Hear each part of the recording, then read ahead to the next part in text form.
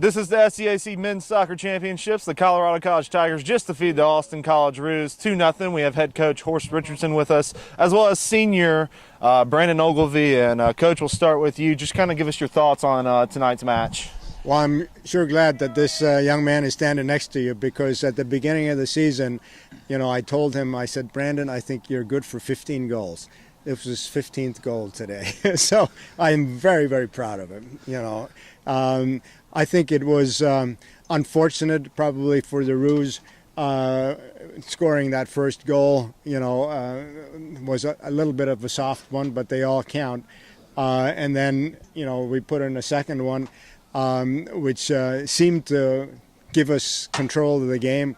But then you really got to hand it to Austin. I mean, second half, they never, ever quit. And, I think they really need to be credited for that. Brandon, tell me, as your coach talks about how Austin fought in the second half, how important was it for this team to get off to a quick start like you did?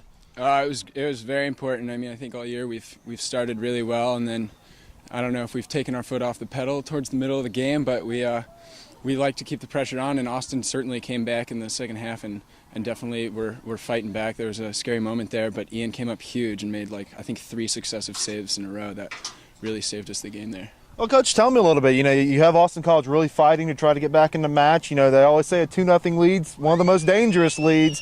Just tell me about what were you telling your team and how were they able to fight through? Well, I mean, at halftime, in fact, we did talk about the 2-0 game being very, very dangerous because, everywhere around the world, that's the truism. The team comes back, scores a goal, and all of a sudden they get the momentum, and before you know it, it's a tie ball game. And that happens over and over. And so I'm glad it didn't happen here, but we're certainly aware of it.